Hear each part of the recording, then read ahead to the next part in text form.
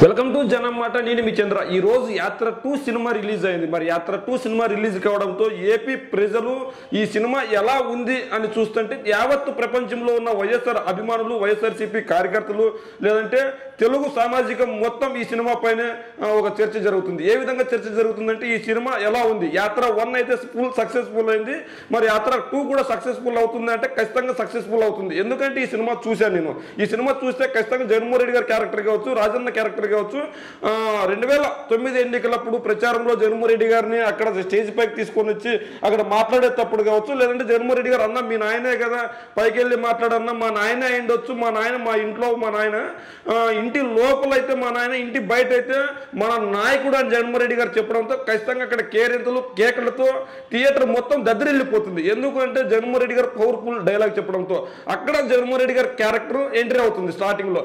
అయితే అనివార్య కారణాల వల్ల కావచ్చు, లేకుంటే హెలికాప్టర్ ప్రమాదంలో రాజన్న చనిపోయిన తర్వాత జగన్మోహన్ రెడ్డి గారు పడిన కష్టాన్ని చూపించాడు. అయితే ఇంటర్వెల్ వరకు ఖచ్చితంగా జగన్మోహన్ రెడ్డి గారు ఎలాంటి కష్టాలు పడ్డాడు, వైఎస్ఆర్సీపీ కాంగ్రెస్ పార్టీని ఎందుకు స్థాపించాల్సి వచ్చింది, కాంగ్రెస్ పార్టీ నుంచి బయటకు ఎందుకు రావాల్సి వచ్చింది, వాళ్ళ నాన్నగారు చనిపోయినప్పుడు యాత్ర అంటే ఓదార్పు యాత్ర చేసినప్పుడు కాంగ్రెస్ పార్టీ ఎందుకు చేయొద్దు అన్నది అంటే ఖచ్చితంగా జగన్మోహన్ రెడ్డి గారి ఇమేజ్ పెరుగుతుంది, కాంగ్రెస్ కు డ్యామేజ్ అవుతుందని చెప్పేసి ఇక్కడ ఉంది. అయితే ఇక్కడ కాంగ్రెస్ పార్టీని ప్రోగ్రెస్ పార్టీగా చూపించారు, వైఎస్ఆర్సీపీని వైఎస్ఆర్సీపీగానే చూపించారు. అదేవిధంగా తెలుగుదేశం పార్టీని తెలుగునాడు పార్టీగా చూపించారు. ఇలా అంటే ఇక్కడ వాస్తవికతకు దగ్గరలో ఈ సినిమాని తీశారు. అయితే ఇక్కడ ఎవరి క్యారెక్టర్లు సృష్టించబడలేదు అని చెప్పడానికి కాదు, కానీ ఖచ్చితంగా యథార్థంలో జరిగిన సంఘటన చూపించారు. జగన్మోహన్ రెడ్డి గారు ఎదుర్కొన్న వాస్తవికతను చూపించారు ఈ సినిమాలో. అయితే ప్రేక్షకులని అక్కడ కట్టిపడేసే విధంగా ఖచ్చితంగా ఉందని చెప్పవచ్చు. ఏ విధంగా కట్టిపడేసే విధంగా ఉందంటే ఖచ్చితంగా జరిగిన కథ అయినా కూడా జగన్మోహన్ రెడ్డి గారు పడిన కష్టాన్ని చూస్తుంటే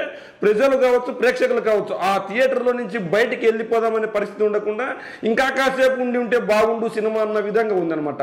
అయితే ఈ సినిమాకు డైరెక్టర్ వహించిన వారైతే కనుక ఖచ్చితంగా అద్భుతంగా తీశారని చెప్పవచ్చు. ఎందుకు అద్భుతంగా తీశారని చెప్తున్నానంటే ఖచ్చితంగా ఇంటర్వెల్ ఎప్పుడు వస్తుందా, ఇంటర్వెల్ వచ్చేసిందా అప్పుడే అన్న విధంగా ఉంది.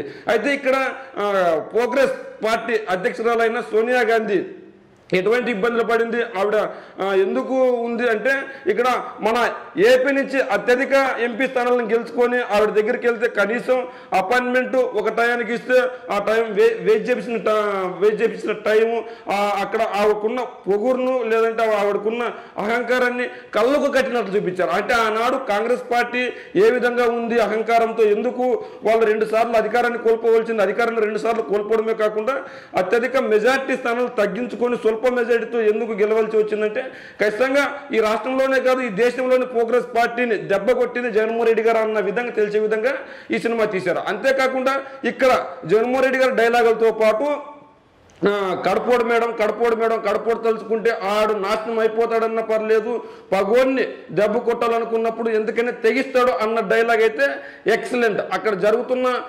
సన్నివేశాలు అయితే కొన్ని సందర్భాల్లో జగన్మోహన్ రెడ్డి గారి సపోర్ట్ ప్రోగ్రెస్ పార్టీకి రావాల్సి వచ్చింది. ఆ తరుణంలో ప్రోగ్రెస్ పార్టీ జైల్లో 9 నెలలు ఉన్నాడు, 11 నెలలు ఉన్నాడు కదా, ఇప్పటికైనా తగ్గుతాడు, మనకు లొంగుతాడు అని వాళ్ళు భావించి ఒక ప్రపోజల్ జగన్మోహన్ రెడ్డి దగ్గరికి తీసుకెళ్తారు. మీ పైన ఉన్న కేసులు ఎత్తేస్తాం, మీ పార్టీకి ఎటువంటి ఇబ్బంది ఉండదు, మీరు ప్రోగ్రెస్ పార్టీకి అలియాస్ కాంగ్రెస్ పార్టీకి సపోర్ట్ చేయండి అన్న విధంగా చిత్రం అయితే ఉంది. అయితే ఆ సన్నివేశం ఉంది. ఆ సన్నివేశంలో ఖచ్చితంగా జగన్మోహన్ రెడ్డి గారు అందరూ లొంగుతారు. అంటే ఇది జైలు లోపల జరిగిన సంఘటన, అంటే అప్పుడు ఎవరికి తెలియదు అనమాట. అంటే కొన్ని ప్రజలకు తెలియని వాస్తవాలు సంఘటనలు కూడా ఇక్కడ ఈ సినిమాలో ఉన్నాయన్నమాట. ఆ సంఘటనలు కళ్ళకు కట్టినట్టు చూపించారు. అక్కడ 11 నెలలు జైల్లో ఉన్నా సరే నేను నా తండ్రి గారు ఇచ్చిన మాట ప్రకారం ముందుకెళ్తాం, మీకు మద్దతు ఇచ్చే ప్రసక్తే లేదు, ఖచ్చితంగా పటాపంచలు చేసుకుంటామని చెప్పి జగన్మోహన్ రెడ్డి గారు కరాఖండికి చెప్పేశారు. అంటే జగన్మోహన్ రెడ్డి గారు ఎంత తెగింపు అంటే ఖచ్చితంగా ఏపీ ప్రజలకు న్యాయం చేయాలి, వైఎస్ఆర్ అభిమానులకు న్యాయం చేయాలి, వైఎస్ఆర్ కుటుంబం ద్వారా అన్యాయమైన ప్రతి ఒక్కరికి న్యాయం చేయాలని చెప్పేసి జగన్మోహన్ రెడ్డి గారు అన్నారు. అయితే జగన్మోహన్ రెడ్డి గారు వైఎస్ఆర్సీపీ కాంగ్రెస్ పార్టీ స్థాపించిన తర్వాత, స్థాపించక ముందు ఖచ్చితంగా ఎవరైనా హస్తం గుర్తుతోనే గెలవాలి ఈ కడపలో, ఇంకా ఆ పార్టీ లేకపోతే ఖచ్చితంగా ఎవరు గెలవలేరు అన్నప్పుడు ఖచ్చితంగా జగన్మోహన్ రెడ్డి గారు రాజీనామా చేసి రాష్ట్రంలో ఉన్న రీజనల్ పార్టీలు మళ్ళీ కేంద్రంలో ఉన్న కాంగ్రెస్ పార్టీ అన్ని కుయుక్తులు పడినా కూడా ఖచ్చితంగా జగన్మోహన్ రెడ్డి గారు ఎటువంటి ఇబ్బందులు ఎదుర్కొన్నారు. ఖచ్చితంగా జగన్మోహన్ రెడ్డి గారు ఓడగొట్టడానికి ఎలాంటి కుక్తులు పడ్డారు. అయినా సరే జగన్మోహన్ రెడ్డి గారు 5 లక్షల మెజారిటీతో గెలవడం కావచ్చు, పులివెందుల్లో విజయం గెలవడం కావచ్చు, అద్భుతంగా చిత్రీకరించారు ఈ సినిమాల్ని. ఆ విధంగా చిత్రీకరించడంతో ప్రతి ఒక్కరూ వాస్తవికత దగ్గర ఉండడంతో కేరింతలు కేకలు విజువల్తో థియేటర్ దద్దరిల్లే విధంగా కళ్ళు చూస్తూనే ఉన్నారు ప్రేక్షకులు. అయితే ఇదే నేపథ్యంలో 2014 ఎన్నికల్లో జగన్మోహన్ రెడ్డి గారు గ్రాఫ్ పెరిగింది. ఖచ్చితంగా 2014 ఎన్నికల్లో జగన్మోహన్ రెడ్డి గారు విజయం సాధించబోతారు అని తేటతెల్లని చేసాయి సర్వే సంస్థలన్నీ. అయితే ఎలాగైనా కుటిల ప్రయత్నాలతో గెలవాలని చెప్పేసి అది పొత్తులు పెట్టుకున్నారు. అయినా పొత్తులు పెట్టుకున్నా సరే వైఎస్ఆర్సీపీని ఆ 2014 ఎన్నికల్లో ఓడగొట్టే ప్రయత్నం లేదు అన్న నేపథ్యంలో ఖచ్చితంగా వైఎస్ఆర్సీపీని ఓడగొట్టాలంటే అలివిగా హామీలు అమలు చేయాలని చెప్పి ఆనాటి రీజనల్ పార్టీలు కుయుక్తులు పడినాయి. అందులో భాగంగానే వైఎస్ఆర్సీపీని ఓడగొట్టాలని చెప్పి ఖచ్చితంగా అక్కడున్న సిచ్యువేషన్ బట్టి రైతులకు రుణమాఫీ చేస్తామని చెప్పి ఒక హామీ ఇచ్చింది. అయితే ఆ రైతుల రుణమాఫీ మనం కూడా చెప్పేస్తే ఈజీగా గెలిచేస్తాం, ఇన్నాళ్ళ కష్టాన్ని మనం బుడిదలో పోసిన పన్నీరు అవుతుంది జగన్ అన్నా సరే, నేను కష్టాలు పడినా సరే ఓడినా సరే మళ్ళా 2019 ఎన్నికల్లో గెలుస్తా నేను, అయినా సరే నేను రుణమాఫీ చేయనని చెప్పేస్తానని చెప్పేసి రుణమాఫీ గురించి కరాఖండిగా చెప్పేశారు. అంటే మేనిఫెస్టోలు ఇచ్చిన వాగ్దానాలు నెరవేర్చేటట్లుంటేనే మనం చేయాలి, లేకుంటే లేదు అని సంకల్పించుకున్నారు జగన్మోహన్ రెడ్డి గారు. ఆ నేపథ్యంలో 2014 ఎన్నికల్లో ఆ ఒక్క హామీ ఇవ్వకపోవడం వల్ల అధికారాన్ని కోల్పోతామని ముందే గ్రహించినా సరే ఆ హామీని ఇచ్చేస్తే సరిపోతుంది కదని జగన్మోహన్ రెడ్డి గారు అనుకోలేదు అన్నాడు. అంటే జగన్మోహన్ రెడ్డి గారు ఎలాగైనా గెలవాలి అని చూశారు. ఎలాగైనా గెలవాలని కాదు, వాగ్దానాలు ఇచ్చిన ఆ వాగ్దానాలు నెరవేర్చే విధంగా ఉంటేనే గెలవాలని 2014లో చూశాడు. అదే నేపథ్యంలో 2014లో అదొక హామీ ఇవ్వకపోవడానికి ఖచ్చితంగా కారణం అని చెప్పేసి ఆ జగన్మోహన్ రెడ్డి గారికి ముందే తెలుసు. అయినా కూడా ఆ హామీని అమలు పరచలేదు జగన్మోహన్ రెడ్డి గారు. ఆ సన్నివేశాన్ని చూపించారు. అను అట్లా మన స్క్రీన్కి అట్లా అతుక్కుంటాం, అంటే ఇది నిజమే కదా అన్న విధంగా ఉంటుందన్నమాట.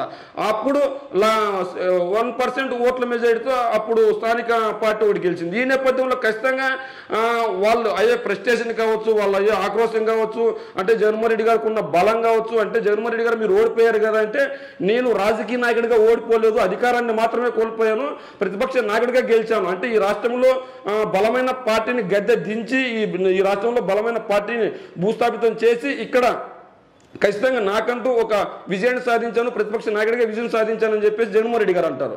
అంటే అక్కడ తన ఓటమిని ఒప్పుకొని తన విజయాన్ని వెతుక్కున్నాడు అనమాట.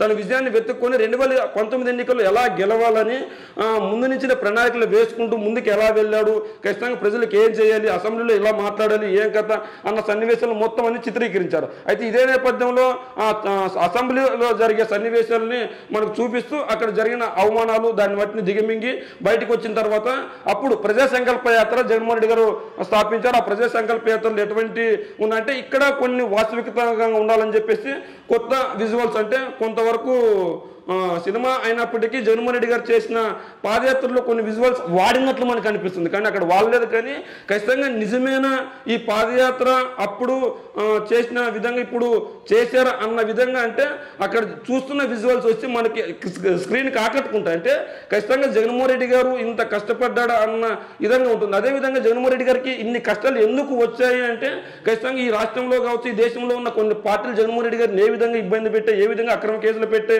అన్న విధంగా ఖచ్చితంగా చూపించారు. ఈ నేపథ్యంలో ఖచ్చితంగా వైఎస్ఆర్ కాంగ్రెస్ పార్టీ 2019 గెలవడానికి ఖచ్చితంగా ప్రజల కష్టాలని తీర్చకుండా పైశాచిక ఆనందం పొందే కొన్ని. అయితే ఎలాగైనా తప్పుడు వాగ్దానాలు ఇచ్చారో, ఆ తప్పుడు వాగ్దానాలతో ఎలాగో 2014లో గెలిచారు, అదే తప్పుడు వాగ్దానాలు 2019లో చూపించినప్పటికీ ఖచ్చితంగా వాళ్ళకి కొంతమేరకు మాత్రమే కొన్ని సీట్లు మాత్రమే వచ్చాయి, అరకొర సీట్లు మాత్రమే వచ్చాయి. అంటే 2014 ఎన్నికల్లో వాళ్ళు ఇచ్చిన హామీలు నెరవేర్చలేదు కాబట్టి 2019లో వచ్చాయి. మరి 2014లో 14 నుంచి 2019 వరకు చేసిన పరిపాలన చూపిస్తూ, అదేవిధంగా 2019 జగన్మోహన్ రెడ్డి గారు ప్రమాణ స్వీకారం కావచ్చు, జగన్మోహన్ రెడ్డి గారు చేసిన మొదటి సంతకం కావచ్చు, లేదంటే హెలికాప్టర్ ప్రమాదం విజువల్స్ కావచ్చు, రాజన్న పోటులు కావచ్చు, జగనన్న పోటులు కావచ్చు, కొంతమేరకు వాడుకొని ఈ సినిమాను క్లైమాక్స్లో అద్భుతంగా చిత్రీకరించారు. ప్రతి క్షణము ఉత్కంఠభరితంగా సాగుతుంది. ఏ విధంగా అంటే మనకి కొన్ని, అంటే ప్రజలకు తెలిసే విషయాలు కొన్ని ఉండవు. స్క్రీన్ వెనక జరిగిన, అంటే సోనియా గాంధీతో మీటింగ్ కావచ్చు, లేదంటే జైల్లో జరిగిన సంఘటనలు కావచ్చు,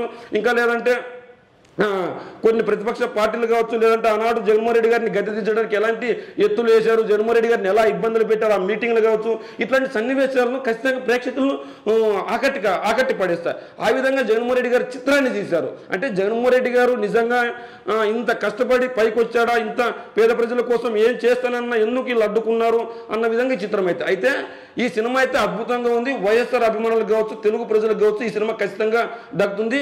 బాక్సాఫీస్ వద్ద పెద్ద ఘన విజయం సాధిస్తుందని మనకు తెలుస్తుంది. అయితే ఈ సినిమా చూసిన వాళ్ళు ఎవరైనా ఉంటే ఈ సినిమా ఎలా ఉందో ఒకసారి మీ కామెంట్ రూపంలో తెలియజేయండి.